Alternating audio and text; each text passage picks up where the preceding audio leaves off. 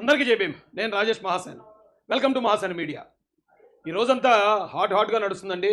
తిరుమల లడ్డూ ప్రసాదంలో జగన్మోహన్ రెడ్డి చేసిన చేతివాటం, జగన్మోహన్ రెడ్డి చేసిన పాపం గురించి ఈరోజు మొత్తం ఆంధ్రప్రదేశ్, తెలంగాణ మాత్రమే కాదు, దేశవ్యాప్తంగా దీని మీద చర్చ జరుగుతుంది. అయితే ఈ విషయానికి వస్తే తిరుమల లడ్డూ ప్రసాదానికి 100 సంవత్సరాల చరిత్ర ఉందటండి. 100 సంవత్సరాల చరిత్ర. తిరుమలకి దాదాపుగా సంవత్సరానికి 2 నుంచి 3 కోట్ల మంది వస్తున్నాడు దర్శనానికి. ఆ దర్శనానికి వచ్చిన వాళ్ళు 20 గంటల నుంచి 40 గంటల వరకు లైన్లో నించుని ఉండాల్సిన పరిస్థితి అట. వాస్తవానికంటే నాకు తెలిసిన అంశాలు తక్కువే. వాటి గురించి తెలుసుకున్నప్పుడు, నేను ఈ సబ్జెక్టు చూస్తున్నప్పుడు నేనే ఆశ్చర్యపోయాను నిజంగా. 20 నుంచి 40 గంటల పాటు వేచి చూసి ఒక్క సెకండ్ దర్శనం చేసుకుని వెళ్ళే భక్తులు ఎప్పుడైతే తిరుమలకి వెళ్ళాలని వాళ్ళు నిర్ణయించుకున్నారో అప్పటి నుంచి చాలా నిష్టగా ఉంటారటండి. చాలా నిష్టగా ఉండి పవిత్రంగా వెళ్ళి దర్శనం చేసుకుని వచ్చే వరకు ఆ పవిత్రత కాపాడుకుంటూ ఉంటారు. దానికోసం మెట్ల మార్గంలో వెళ్ళేవాళ్ళు చాలా ప్రయాసాలకు వచ్చి ఆ దర్శనానికి వెళ్ళి ఈ లడ్డూ ప్రసాదాన్ని తీసుకుని వారు తినటమే కాకుండా, వారు స్వీకరించడమే కాకుండా తీసుకొచ్చి వాళ్ళ బంధువులకు కూడా అందజేస్తారటండి. ఆ బంధువులు కూడా ఆ లడ్డూ ప్రసాదాన్ని ఎంతో మహాభాగ్యంగా సేకరించే పరిస్థితి. అలాంటి లడ్డూ ప్రసాదంలో కల్తీ జరిగింది అనేది అందరూ మాట్లాడే మాట. అయితే కల్తీ చాలా చోట్ల జరుగుతుంది. కానీ ఇది ఎలాంటి కల్తీ? ఏ కల్తీ చేశారు? వారి సంప్రదాయాలకి, వారి నిష్టలకి అన్నిటికీ వ్యతిరేకమైన ఆవు కొవ్వు, పంది కొవ్వు, ఇలాంటి జంతు మాంసాలకు సంబంధించిన ఆ కొవ్వుతో నేతిలో కలిపి దాంతో లడ్డు చేస్తారండి. నిజంగా జగన్మోహన్ రెడ్డి ఇప్పుడు దాకా చాలా పాపాలు చేశాడు, చాలా తప్పులు చేశాడు. సొంతోళ్లను కూడా, ప్రాణాలు కూడా తీయించుకునే పరిస్థితికి వెళ్ళాడు. అవన్నీ కూడా ప్రజలు ఎంతో కొంత క్షమించారండి. కానీ ఇది మాత్రం జగన్ రెడ్డి అంతం, అంతమే. జగన్ రెడ్డి అంతం అంటే జగన్ రెడ్డి రాజకీయంగా అతను అంతం అయిపోయే పరిస్థితి ఇది. జగన్ రెడ్డి తాను తీసుకున్న గోతులో తానే పడిపోయాడు ఇంత పెద్ద పాపం చేయటం వల్ల. వాస్తవానికి అంటే ఈ జగన్ రెడ్డి అనే వ్యక్తి చంద్రబాబు నాయుడు గారిని బదనాం చేయడానికి, దేశవ్యాప్తంగా బదనాం చేయడానికి ట్రై చేశాడు.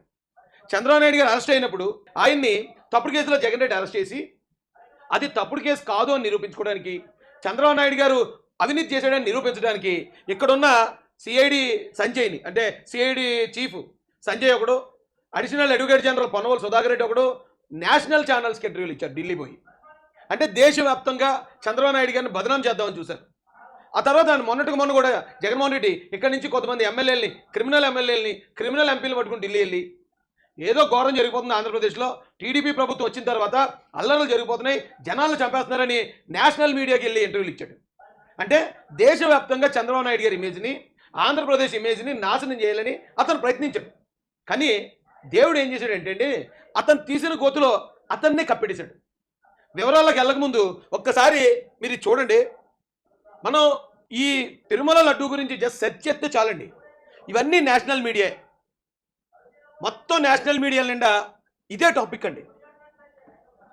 మీరు చూడొచ్చు, అంత నేషనల్ మీడియా. యానిమల్ ఫ్యాట్ తోటి ఈ జగన్మోహన్ రెడ్డి అనే వ్యక్తి కల్తీ చేసేట ప్రసాదాన్ని.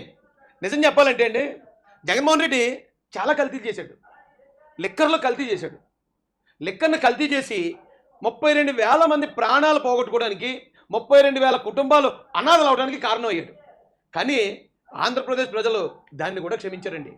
అంటే వాళ్ళ ప్రాణం పోయే విధంగా ఇతను విష పదార్థాలు కలిపి కల్తీ లెక్కరించి చంపినా కానీ క్షమించిన ఈ ప్రజలు వాళ్ళు ఎంతో భక్తి శ్రద్ధలతో తీసుకునే ప్రసాదాన్ని కల్తీ చేశారంటే తట్టుకోలేకపోతున్నారండి. అంటే ప్రాణం కన్నా ఎక్కువ మత విశ్వాసాలు, మత ఆచారాలు ప్రాణం కన్నా, నువ్వు ప్రాణం తీసినా క్షమించారు వాళ్ళు. ఎప్పుడు కూడా నువ్వు తప్పుడు లెక్కర ఇచ్చావు, లేకపోతే లెక్కర ఏడిపించావు, ఇదంతా నాసి రకం లెక్కర అని చెప్పి ఏ రోజు నీ మీద తిరగబడలే. కానీ ఈరోజు నీ పరిస్థితి చూసావు జగన్ రెడ్డి ఎలాగొచ్చిందో. నువ్వు తీసుకున్న గోతులు నువ్వే. నేషనల్ మీడియాలో నువ్వు చంద్రబాబు నాయుడు గారిని, తెలుగుదేశం ప్రభుత్వాన్ని బదనాం చేద్దాం అనుకున్నావు. చూడు నువ్వు చేసిన తప్పని వల్ల ఈవేళ దేశం అంతా చీ కొడుతుంది నిన్ను, దేశం అంతా చీ అంటుంది నిన్ను. నీ బుద్ధికి, నీ కమిషనల్ కక్కుర్తికి, నువ్వు చేసిన ఏదో పనికి 100 కోట్ల మంది ఆరాధిస్తారట. తిరుమల తిరుపతి దేవస్థానానికి నెలకు 3 నుంచి 4 కోట్ల మంది వస్తున్నారంటే సంవత్సరానికి ఎన్ని కోట్ల మంది వస్తున్నారు? ఎన్ని కోట్ల మంది భక్తి విశ్వాసాలని ఈరోజు నువ్వు తొంగల దుక్కవు. ఆఫ్టర్ ఆల్ నీ కమిషనల్ కక్కుర్తి కోసం, నీ అక్రమ సంపాదనల కోసం. దరిద్రుడే నువ్వు క్రిస్టియన్ అయి ఉండటం వల్ల మొత్తం క్రిస్టియన్స్ అందరికీ కూడా ఈ అపవాదం అంటుకుంటుంది. కానీ నువ్వు ఒక సైకోవని, నువ్వు కేవలం నీ ధన సంపాదన కోసమే నువ్వు సొంతోళ్ళను కూడా బలి కోరుతావనే విషయం ప్రజలు చాలామందికి తెలియదు. మొత్తం నేషనల్ మీడియా అంతా అదే అండి. భ్రష్టు పట్టిపోయాడు జగన్ రెడ్డి. వేళ దేశం మొత్తం ఈ దెబ్బతో మొత్తం మొత్తం మటస్ అయిపోయాడండి. తప్పులు ఉంటాయి, క్షమించే తప్పులు ఉంటాయి, క్షమించరాని తప్పులు ఉంటాయి, ఈ శిక్ష తప్ప మరొక పరిస్థితి లేని తప్పులు ఉంటాయి. అన్నిటికీ మించిన తప్పు చేశాడండి. ఇప్పుడు వేళ వచ్చి నేను ఏం కాదండి, నేను అలా చేశానండి ఇలా చేశానండి అని ఒక ప్రెస్ మీట్ పెట్టాడు. అసలు జగన్ రెడ్డి గారు మీ మాట నమ్మే ప్రజలు ఎవడన్నా ఉన్నాడా అసలు ఆంధ్రప్రదేశ్లో? నీ నోటి నుంచి ఎప్పుడైనా ఒక్క నిజం వచ్చిందా? నీ నోటి నుంచి ఎప్పుడైనా ఆ స్క్రిప్ట్ లేకుండా ఒక్క మాట బయటకు వచ్చిందా? నువ్వు ఇంకా బయటకు వచ్చి ఏమి ఇది చేసుకుంటావు, ఏం కవరింగ్ ఇచ్చుకుంటావు? నిన్ను ఒక రాష్ట్రం, ఈ రాష్ట్రం ఒకటే కాదు ఈవేళ చేదరించుకుంటుంటా, దేశం మొత్తం చేయకూడుతుంది నిన్ను. ఎక్కడ చేయబెట్టకూడదు నువ్వు అక్కడ పెట్టావా నువ్వు? ఈ దుంపనాశనానికి నిదర్శనం అనమాట నీ వైసీపీ పార్టీ. తిరుమల నెయ్యిలో జంతు కొవ్వు, పెద్ద ఎత్తున కల్తీ, పంది కొవ్వు గొడ్డు కొవ్వు చేప నూనెలో ఉన్నట్టు అనుమానం. అంటే ఆ టెంపుల్కి వెళ్ళేవాళ్ళు వెజిటేరియన్స్ వెళ్తారు, నాన్ వెజిటేరియన్స్ వెళ్తారు, కానీ టెంపుల్కి వెళ్ళినప్పుడు మాత్రం ఆ వెజిటేరియన్ ఆహారపు అలవాట్లు మాత్రమే తీసుకుంటారు. ఆ వెజిటేరియన్ అలవాట్లు కూడా వాళ్ళు ఎంతో భక్తి శ్రద్ధలతో తీసుకుంటా ఉంటే వాళ్ళకి అస్సలు గిట్టని పదార్థాలు, ఆవు కొవ్వు కానీ, అంటే ఆవు మాంసం కానీ, ఈ పంది మాంసం కానీ, అలాంటి మాంసాలు వాళ్ళతో తినిపించడం అంటే ఎంత పాపం జగన్ రెడ్డి, అది ఎంత పాపం మూట కట్టుకున్నారయ్యా? వేల మంది లక్షల మంది విశ్వాసాలతో. ఏం మనుషులు బాబు! నెయ్యిలో ఉండాల్సిన ఎస్ విలువల్లో చాలా తేడాలు ఉన్నాయటండి. గుజరాత్కి చెందిన ఎన్డీడీబీ కాఫ్ లిమిటెడ్ సంస్థ పరీక్షల్లో వెల్లడైందన్న తెదేపా. జగన్మోహన్ రెడ్డి హయాంలో తిరుమల తిరుపతి దేవస్థానం మహాప్రసాదమైన లడ్డూల తయారీలో వినియోగించే నెయ్యిలో పంది కొవ్వు గొడ్డు కొవ్వు చేప నూనె వంటివి కలిసి ఉండొచ్చనే అనుమానాన్ని గుజరాత్కి చెందిన నేషనల్ డైరీ డెవలప్మెంట్ బోర్డు కాఫ్ లిమిటెడ్ సంస్థ వ్యక్తం చేసినట్లు తెదేపా తెలిపింది. ఆ నెయ్యిలో పెద్ద ఎత్తున కల్తీ జరిగిందని, అందులో పాలకు సంబంధించినవి కాకుండా ఇతరత్ర క్రొవ్వులు, ఫారిన్ ఫ్యాట్స్ కలగలిసి ఉన్నట్లు పరీక్షల్లో వెల్లడైందని వివరించింది. తెదేపా అధికార ప్రతినిధి ఆన వెంకటరమణారెడ్డి గారు గురువారం మీడియాకు నివేదికను విడుదల చేశారు. నిర్దేశిత ప్రమాణాల ప్రకారం నెయ్యిలో ఉండాల్సిన ఎస్ విలువ కంటే పరీక్షించిన నమూనాల్లో చాలా తేడాలు ఉన్నాయని తెదేపా స్పష్టం చేసింది. ఆల్రెడీ స్మెల్ వస్తుందని చెప్పారటండి.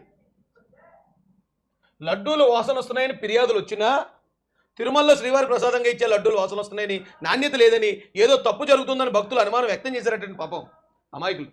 అయితే ఎవరు నమ్మరు కదండి. అబ్బే మరి ఇలాంటి దాంట్లో కూడా చేస్తారా? ఇంత లక్షలాది మంది తినే ఈ విశ్వాసాల్లో కూడా వేలు పెడతాడా? కేవలం ఈ డబ్బులు కకృతి కోసం, కమిషన్ల కకృతి కోసం ఇంత దిగజారిన మనుషులు ఉంటారా అని ఎవరు నమ్మరండి. కానీ నేను నమ్మకపోదును. కానీ అక్కడ ఉన్నది జగన్. అక్కడ ఉన్నది జగన్ కాకుండా ఈ ప్రపంచంలో ఇంకెవరున్నా నేను నమ్మకపోదు. అబ్బాయి అలాంటి ఎవరు చేయరండి, ఎవరు చేయరాలండి. ఎంత దారుణమైన కిల్లర్ వీరప్రాణ కూడా చేయడు అని ఎవరినన్నా నమ్మకపోతుంది. కానీ జగన్ ఉన్నాడు కదా అక్కడ, కాబట్టి జగన్ అయితే చేసే ఉంటాడని నా నమ్మకం అండి. ఎందుకంటే అతను అలాంటివి ఎన్నో చేశాడు, ఎన్నో చేసి అబద్ధాలని చెప్పాడు. అబ్బాయి అదంతా కరెక్ట్ కాదన్నాడు. ఫోన్ ఇన్ కార్యక్రమంలోనూ చెప్పారు, చర్యలు తీసుకోవాలని కోరారు, అయినా వారు పట్టించుకోలేదు అని ఆనంద్ ధ్వజమెత్తారు. జగన్ ఆయన బంధువులు దేవుడిని నమ్మరు, వారికి వెంకటేశ్వర స్వామిపై నమ్మకం లేదని అప్పుడే చెప్పాం. ఈ రోజు అదే నిజమైంది. ప్రజలు నోటి చేసి జైల్లో పెట్టిన చాలదా, కలియుగ దైవం గోవిందుడికి వాడే నెయ్యిలోనూ మోసం చేస్తారని మండిపడ్డారు. తప్పు ఎవరు చేసినా ఆ పాపం మనకు తగలకుండా ఉండేందుకు క్షమాపణ చెబుతాం. ప్రపంచంలోని శ్రీవారి భక్తులంతా తలస్నానాలు చేసి పసుపు నీళ్ళు చల్లుకున్న దేవుడి ముందు దీపారాధన చేద్దామని చెప్పి వెంకటరమణారెడ్డి గారు చెప్పారు. అయితే చాలామంది అంటూ ఉంటారండి, తిరుమల తిరుపతి దేవస్థానంలో అన్ని మతస్థులు ఉద్యోగాలు చేస్తున్నారు, అన్ని మతస్థులు ఉండకూడదు, ఇతనికి ఆ దేవస్థానం మీద నమ్మకం లేదు కాబట్టి ఖచ్చితంగా అక్కడ ఏదో తేడా జరిగే పరిస్థితి ఉందని ఆరోపణలు చేస్తూ ఉంటారు. దాన్ని కొంతమంది ఖండిస్తూ ఉంటారు. అదేంటండి అలా కాదండి, ఆ అన్ని మతస్థులు ఎందుకు ఉండకూడదు, అన్ని మతస్థులు మీరు అలా అంటారు. కానీ నిజం చెప్తున్నానండి, ప్రాంగా అడుగుతున్నాను. ఒక దేవస్థానంలో ఒకవేళ మరో మతస్థులు అక్కడ ఉన్నారు అనుకుందామండి, నిజమైన భక్తులు, ఆ దేవుడికి సంబంధించిన భక్తులు ఆరాధించిన భక్తి శ్రద్ధలతో ఇతర మతస్థులు ఆ కార్యక్రమాలు పాటించగలరా? జగన్ రెడ్డి లాంటి వ్యక్తి వచ్చినప్పుడు నిజం చెప్పాలంటే ఆ హిందూ ఆచారాలు ఏదైతే తిరుమల తిరుపతి దేవస్థానంలోకి వెళ్ళేటప్పుడు అక్కడ అఫిడవిట్ ఇవ్వాలట. నమ్మకం ఉంది, నమ్మకం లేదు, నమ్మకం ఉన్నా నమ్మకం లేకపోయినా అదేం క్రైమ్ లేదు. అక్కడ నమ్మకం ఉందా నమ్మకం లేదా రెండు రాయాల్సి ఉంటుందట. ఒకవేళ ఎవరైనా వ్యక్తి నాకు నమ్మకం లేదు అనే పరిస్థితే కనుక అక్కడ అఫిడవిట్ ఇచ్చే మనిషి ముఖ్యమంత్రి అయ్యాడు అనుకోండి ఈ రాష్ట్రానికి, అలాంటి వ్యక్తి చేతుల్లో నుంచి దేవస్థానం బాధ్యతలు తీసి ఎవరైనా ఒక ఇండిపెండెంట్ సంస్థ దాన్ని నిర్వహించే పరిస్థితి తెచ్చుకోవాలి. అలా తెచ్చుకున్నప్పుడే ఖచ్చితంగా ఇంతమంది హిందువులు, కోట్లాది మంది హిందువులు మనోభావాలు గాయపడవు, ఇలాంటి అనుమానాలు రావు. ఈ చేసిన వ్యక్తుల్లో కూడా నిజంగా జగన్ రెడ్డికి అంత భక్తి శ్రద్ధతో చేయాలనే ఆలోచన అయితే ఉండదు. ఓకే ఫార్మాలిటీస్, ఆ ఫార్మాలిటీస్ ఏమున్నాయి, నాకు వచ్చే ఫార్మాలిటీ ఏంటి, అక్కడ దాకానే ఆలోచిస్తాడు. కానీ అది మాత్రం నిజం, 100% నిజం. ఒక మతస్థులు ఆరాధించే పుణ్యక్షేత్రంలో కానీ, ఒక మతస్థులు నివసించే ఆ చర్చిల్లో కానీ, మసీదుల్లో కానీ మరో మతస్థులు వచ్చి ఉద్యోగాలు చేయడం ఇంకోటి చేస్తే చేయొచ్చు. ఒకవేళ రాజ్యాంగం ఇచ్చింది కాబట్టి హక్కులు, ఎవరైనా ఎక్కడైనా ఉద్యోగాలు చేయొచ్చని చేస్తే చేయొచ్చు. కానీ సొంత మతస్థులు చేసినంత భక్తి శ్రద్ధలతో వీళ్ళు మాత్రం చేయలేరు. ఇది 100% కరెక్ట్.